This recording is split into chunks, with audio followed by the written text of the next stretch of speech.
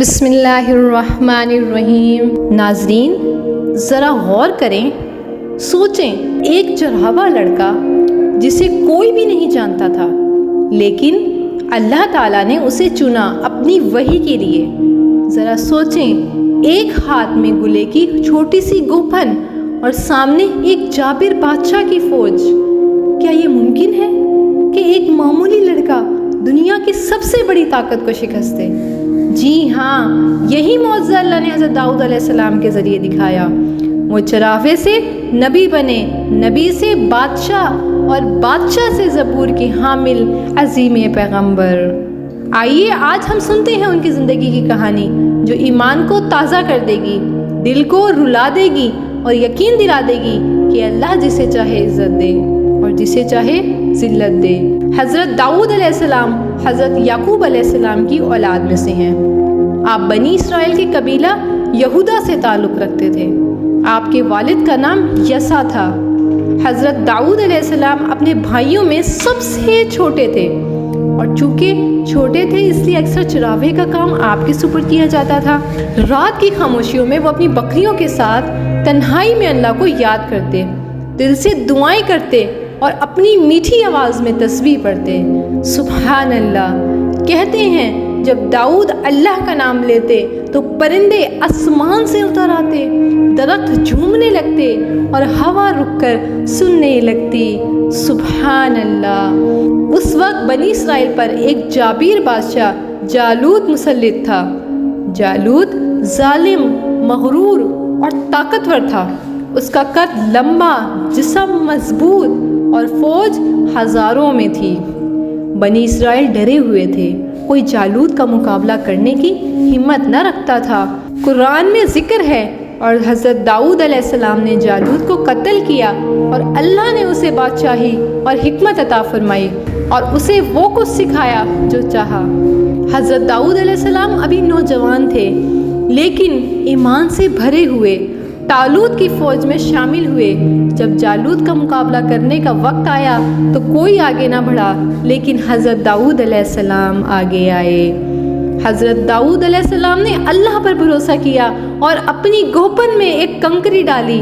سب حیران تھے کہ یہ نوجوان کیسے جالوت جیسے عظیم جنگجو کو ہرا سکے گا۔ حضرت داؤد علیہ السلام نے بسم اللہ کہا، کنکری پھینکی، اور اللہ کے حکم سے وہ کنکری سیدھی جالوت کے ماتھے پر لگی۔ جالوت وہیں زمین پر گر گیا اور مر گیا۔ یہ وہ لمحہ تھا جس نے تاریخ بدل دی۔ بنی اسرائیل نے اللہ کی مدد اپنی آنکھوں سے دیکھی۔ حضرت داؤد علیہ السلام ایک ہی دن میں اللہ کے محبوب اور قوم کے ہیرو بن گئے۔ سبحان اللہ۔ اس جیت کے بعد اللہ نے حضرت داؤد علیہ السلام کو نبوت عطا فرمائی، ساتھ ہی ساتھ بادشاہت بھی دی۔ اب وہ ایک ساتھ نبی بھی تھے اور بادشاہ بھی، اور ان پر اللہ نے زبور نازل کی، جو کہ صرف حمد و ثنا اور اللہ کی یاد پر مشتمل کتاب ہے۔ حضرت داؤد علیہ السلام جب زبور پڑھتے تو پرندے اور پہاڑ ان کی تلاوت میں شامل ہو جاتے۔ ان کی آواز اتنی میٹھی تھی کہ انسان تو کیا، چرند اور پرند حتیٰ کہ پہاڑ بھی جھوم اٹھتے۔ کیا آپ نے کبھی سوچا ہے کہ ایک نبی جو اللہ کا برگزیدہ ہے، جس کی ہاتھوں میں لوہا نرم ہو جاتا ہے، جس کی آواز پر پہاڑ اور پرندے تسبیح کرتے ہیں، وہ نبی جب اللہ کی آزمائش میں آیا تو اس کے آنسو زمین کو بھگو دیتے تھے، اس کا دل لرز اٹھتا تھا اور اس کے سجدے زمین کو ہلا دیتے تھے۔ جی ہاں، یہ قصہ ہے حضرت داؤد علیہ السلام کا، ایک ایسا واقعہ جو صرف تاریخ نہیں بلکہ ہر انسان کے لیے سبق ہے۔ آئیے چلتے ہیں اس لمحے کی طرف جب حضرت داؤد علیہ السلام کی زندگی کا سب سے بڑا امتحان شروع ہوا۔ حضرت داؤد علیہ السلام اللہ کے نبی تھے، انہیں اللہ نے زبور عطا کی، دن رات اللہ کی حمد کرتے۔ جب آپ اللہ کا ذکر کرتے تو صرف انسان ہی نہیں سنتے تھے، بلکہ پہاڑ آپ کے ساتھ اللہ کی تسبیح کرتے تھے، پرندے آپ کے ساتھ نغمہ سرا ہوتے تھے۔ ذرا سوچو، ایک پہاڑ، ایک پرندہ، ایک فضا، سب ایک آواز میں کہہ رہے ہیں سبحان اللہ والحمد للہ ولا الہ الا اللہ واللہ اکبر۔ لیکن ایک دن ایک آزمائش ان کے دروازے پر آئی، ایک ایسی آزمائش جس نے ان کے دل کو ہلا دیا۔ قرآن مجید میں یہ واقعہ آیا ہے کہ ایک دن حضرت داؤد علیہ السلام اپنے محراب میں عبادت کر رہے تھے۔ اچانک دو آدمی، اصل میں وہ فرشتے تھے، دیوار پھیلان کر اندر داخل ہوئے۔ حضرت داؤد علیہ السلام گھبرا گئے۔ انہوں نے کہا یہ کون ہے؟ محراب میں بغیر اجازت کیسے آ گئے؟ انہوں نے کہا ڈریے نہیں، ہم آپ کے پاس ایک مقدمہ لے کر آئے ہیں۔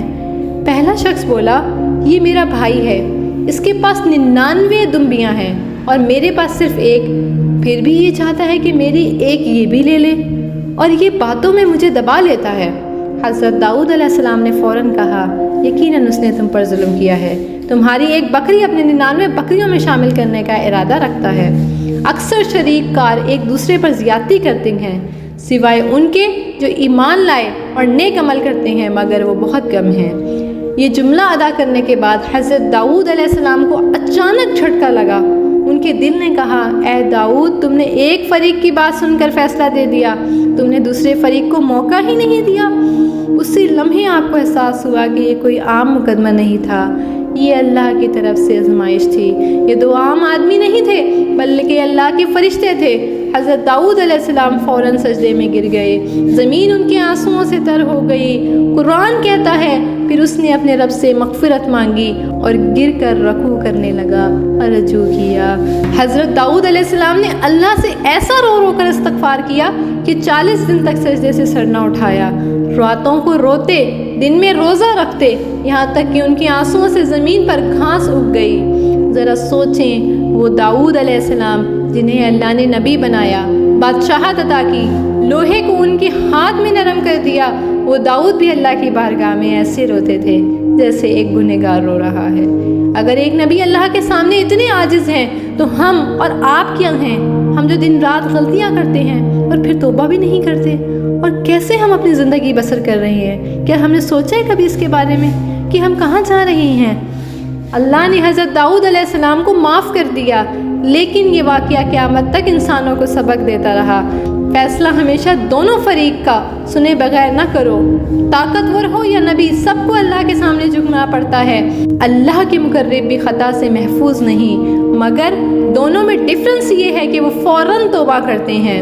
حضرت داؤد علیہ السلام کی آخری زندگی عبادت، استغفار اور ذکر میں گزری۔ وہ دن رات روزے رکھتے اور راتوں کو جاگ کر قرآن کی تلاوت جیسے زبور کی تلاوت کرتے۔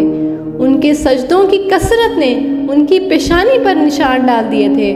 ذرا سوچیں، ایک بادشاہ جس کے پاس دنیا کی ہر نعمت تھی، لیکن رات کے اندھیروں میں وہ زاروں کے تار روتے اپنے رب سے گڑ گڑا رہا ہے۔ ایک دن وہ اپنے حجرے میں عبادت کر رہے تھے، اچانک اللہ کا فرشتہ ملک الموت اسرائیل علیہ السلام آئے۔ حضرت داؤد علیہ السلام نے پوچھا کیا تم دوست بن کر آئے ہو یا جان لینے کے لیے آئے ہو؟ ملک الموت نے کہا اللہ کا حکم ہے، میں آپ کی روح قبض کرنے آیا ہوں۔ اللہ اکبر۔ اس کے بعد حضرت داؤد علیہ السلام نے سجدہ کیا اور اپنی جان اللہ کے حوالے کر دی۔ سبحان اللہ۔ وہی پہاڑ اور پرندے جو ان کی تسبیح کے ساتھ تسبیح کرتے تھے گویا اس دن رونے لگے۔ ان کے بیٹے حضرت سلیمان علیہ السلام نے ان کی نماز جنازہ پڑھائی۔ بنی اسرائیل نے اتنی بڑی تعداد میں جنازہ پڑھا کہ زمین تنگ ہو گئی۔ اللہ نے ان کے مقام کو ایسا بلند کیا کہ قرآن میں اللہ کا ذکر ہمیشہ کے لیے محفوظ ہو گیا۔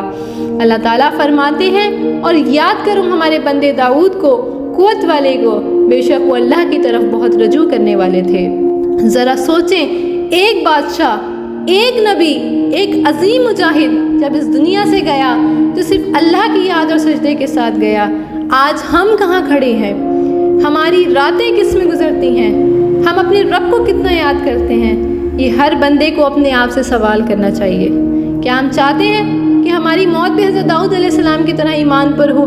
کیا ہم بھی چاہتے ہیں کہ فرشتے ہمیں لینے آئیں اور ہمارا رب ہمیں اپنا بندہ کہہ کر یاد کرے؟ تو اس کے لیے ہمیں اپنی آخرت کی تیاری کرنی ہوگی۔ دوستو، یہ واقعہ صرف ایک کہانی نہیں، یہ ہماری آنکھوں کو جگانے والی حقیقت ہے۔ ذرا سوچیں، اگر موت ابھی آ جائے تو کیا ہم تیار ہیں؟ اگر آپ چاہتے ہیں کہ ہم اگلے نبی کی کہانی بھی آپ کے دل کو رلا دینے والے انداز میں بیان کریں تو ابھی ہمارے چینل کو سبسکرائب کیجیے اور اس ویڈیو کو زیادہ سے زیادہ لوگوں تک پہنچائیے تاکہ یہ پیغام ہر دل تک جا سکے۔ اٹس می ملائکہ عزیر۔ ملتے ہیں اپنی انشاءاللہ نیکسٹ ویڈیو میں۔ اللہ حافظ۔